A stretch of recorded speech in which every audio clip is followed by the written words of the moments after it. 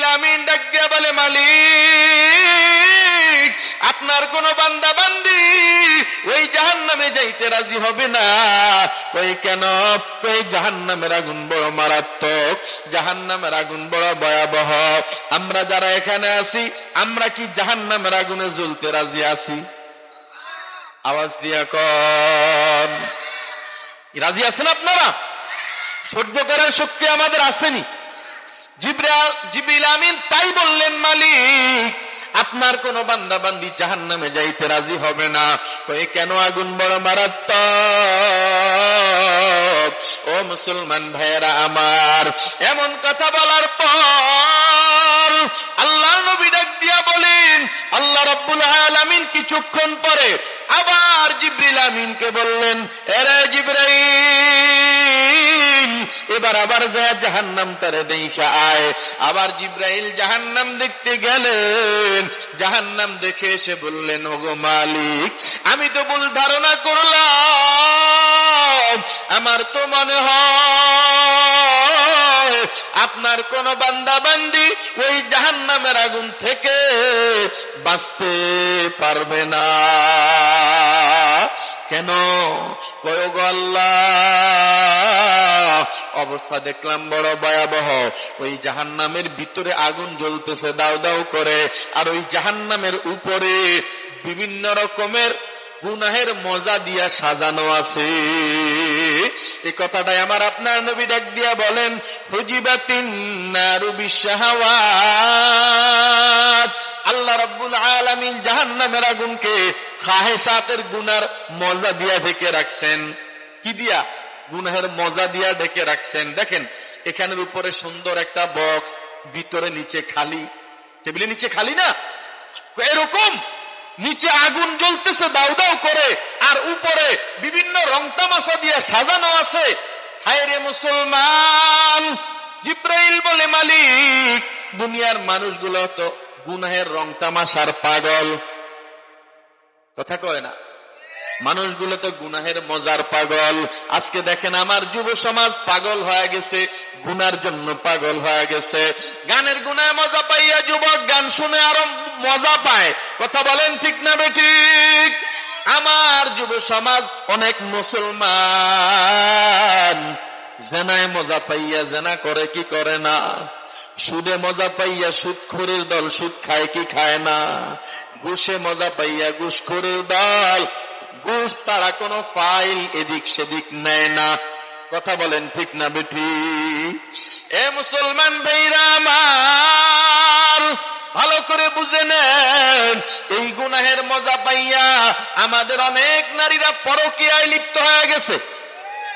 কথা কয় না? স্বামীরে বিদেশ রাইখা আল্লাহর নাফরমান বান্দি আরেক বেড়ার লগে কথা কয়, রাতকে রাত কথা বলে কাটায় দেয়, ভিডিও কলে রূপ লাবণ্য দেখায় দেয়। আছে কি নাই? খবরদার মুসলমান, এ প্রাণের আম্মা জানেরা, ভালো করে শুনে নেন। এই অবস্থায় খুব খেয়াল করে শুনবেন। এই যে মজা পাইয়া আমরা গুনায় লিপ্ত হয়ে গেলাম, মজা পাইয়া আমরা গুনায় জড়াইয়া গেলাম, এই মজা আসল মজা না। এই মজার পিছনে জাহান্নামের আগুনের সাজা আছে কি নাই? কি ভাই? ওই উপরে মজা, আমি গুনার মজায় কদম বাড়াইলাম, মানে আমি জাহান্নামের আগুনে কদম দিলাম। কি ভাই? গর্ত আছে না? গর্ত, অনেক গর্ত দেখা যায়, এরকম ছোট গর্ত, উপরে বিভিন্ন ফুল টুল দিয়া সাজানো বা ঘাস আছে, আপনি কদম দিলেন, থুম করে পড়ে গেলেন। কথা বলেন ঠিক না বেঠিক?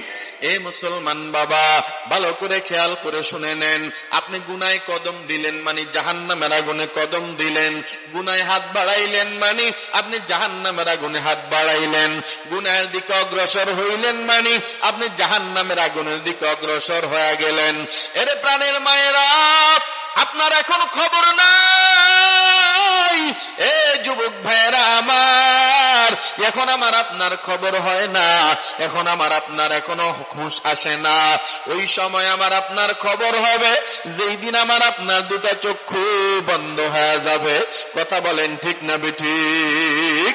যেদিন আমার আপনার সামনে আজরাইল দাঁড়াইয়া আমার আপনার রুহটা নিয়ে টান মারবে, সেই দিন ভালো করে বুঝবেন এই গুনাহের ভিতরে কত মজা আর গুনাহের পিছনে কত সাজা। সেই দিন বুঝলে আর লাভ হবে না। এজন্য আমি হাতে পায়ে ধরে বলে যাই, আমার আপনার সামনে আজরাইল আছে কি নাই? কি ভাই, আজরাইল আসেনি সামনে? মরণ সামনে আসেনি? এটা বিশ্বাস করেন তো সবাই? সবাই তো মনে হয় বিশ্বাস করে না। আমার সাথে একটু কথা বলবেন তো, কি আজরাইল আমাদের সামনে আসেনি? কবর আমাদের সামনে আসেনি?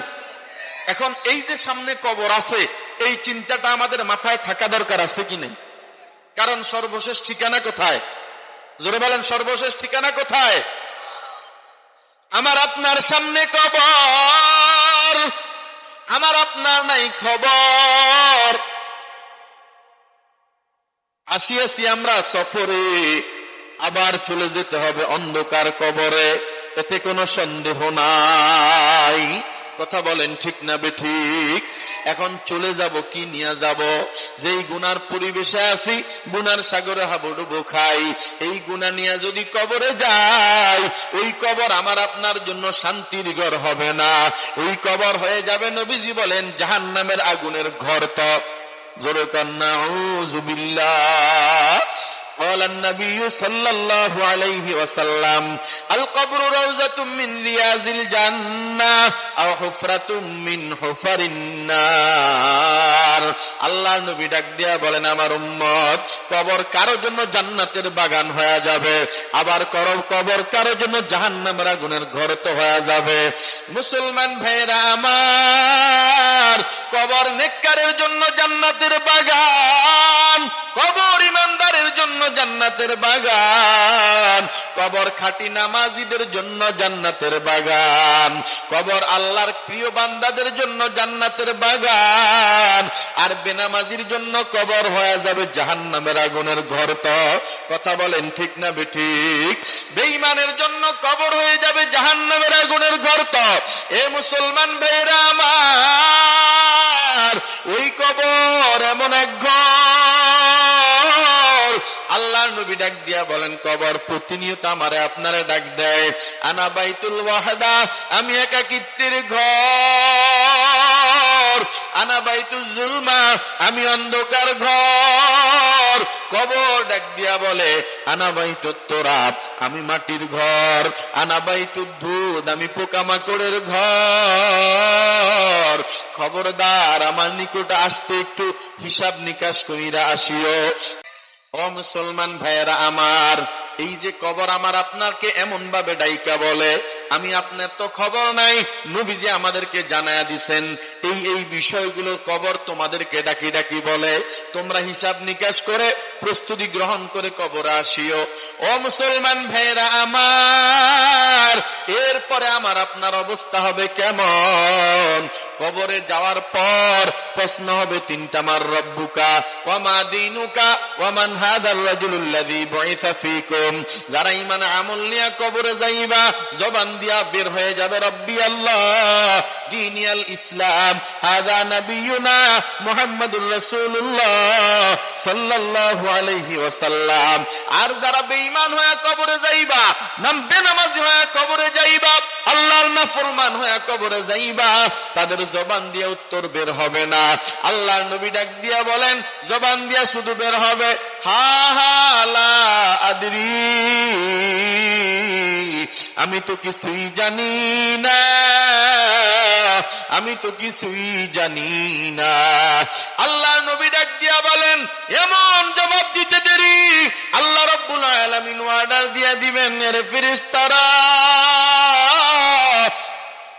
ফাফরিশুহু মিন ফিরাশিন নার ওয়ালবিসুহু মিন লিবাসিন নার ওয়াফতাহু লাহু বাবান ইলান নার। এই ফেরেশতারা নাফরমানের জন্য জাহান্নামের একটা আগুনের বিছানা বিছাইয়া দাও, এই নাফরমানের জন্য জাহান্নামের আগুনের পোশাক পরাইয়া দাও, এই গুনাহগারের জন্য কবরের সাথে জাহান্নামের একটা দরওয়াজা খুলে দাও, সংসার একটা সম্পর্ক করায়া দাও। এ মুসলমান ভাইরা আমার, তখন বোঝা যাবে ওই গুনাহের মজা কেমন। দুনিয়ার জমিনে সামান্য গরমের তাপ আমাদের সহ্য হয় না, সামান্য আগুন আমাদের সহ্য হয় না, সূর্যের তাপ আমার আপনার সহ্য হয় না। 9,30,00,000 মাইল দূর থেকে আমার আপনার সূর্য তাপ দেয়, ওই তাপ আমার আপনার সহ্য হয় না। সেই আমি আপনি কিভাবে ওই জাহান্নামের আগুনের বিছানায় শুইব, ওই জাহান্নামের আগুনের পোশাকটা আমরা গায়ে দিব। এ মুসলমান ভাইরা আমার, এজন্য এখনো সময় আছে, আল্লাহর দরবারে তাওবা করো, আল্লাহর দরবারে তাওবা করে ক্ষমা চাও, ক্ষমা চাও, ক্ষমা চাও। আমার আল্লাহ দয়ার আল্লাহ, আমার আল্লাহ বড় মায়ার আল্লাহ। কত মায়ার আল্লাহ জানোনি? আমার তেলাওয়াতকৃত আয়াত সূরা আলে ইমরান 132 এবং 33 নম্বর আয়াতে আল্লাহ রাব্বুল আলামিন আমারে আপনারে ডাক দিয়া বলেন, মহান রাব্বুল আলামিন ডাক দিয়া বলেন, ওয়াসারিউ ইলা মাগফিরাতিম মির রাব্বিকুম। এ বান্দা বান্দি আমার, এতদিন যারা গুনাহের পিছনে দৌড়াইলা, এবার তোমরা আমি আল্লাহর দরবারে ক্ষমার দিকে দৌড়াও। সুবহানাল্লাহ বলে। এমন দয়ার আল্লাহ জমিনে আর আসেনি। এই জোর বলে আছে, ক্ষমা করার জন্য ডাকতেছে আমাদেরকে। আমাদের গুনাহগুলো আল্লাহ দেখে না? কথা বলেন, আমাদের গুনাহগুলো আল্লাহ দেখেনি? আমরা কি করি না করি সব বিষয়গুলো দেখতেছেন কে? আল্লাহ রাব্বুল আলামিন। দেখাও আমারে আপনারে মহান রব্বুল আলামিন সুযোগ দেন, বান্দা যেন তওবা করে ফিরে আসে, বান্দা যেন তওবা করে ফিরে আসে। আল্লাহ রাব্বুল আলামিন এত সুযোগ দেওয়ার পর এখন আবার আল্লাহ রাব্বুল আলামিন ডাক দেয়, বান্দা বান্দি আমার, এতদিন যারা গুনাহের পিছনে দৌড়াইয়া নিজের জীবন যৌবন ধ্বংস করে দিলা, এবার তোমরা তোমাদের রবের নিকটে ক্ষমার দিকে দৌড়াও। একবার চিৎকার দিয়া বলেন আলহামদুলিল্লাহ, আওয়াজ দিয়ে বলেন আলহামদুলিল্লাহ।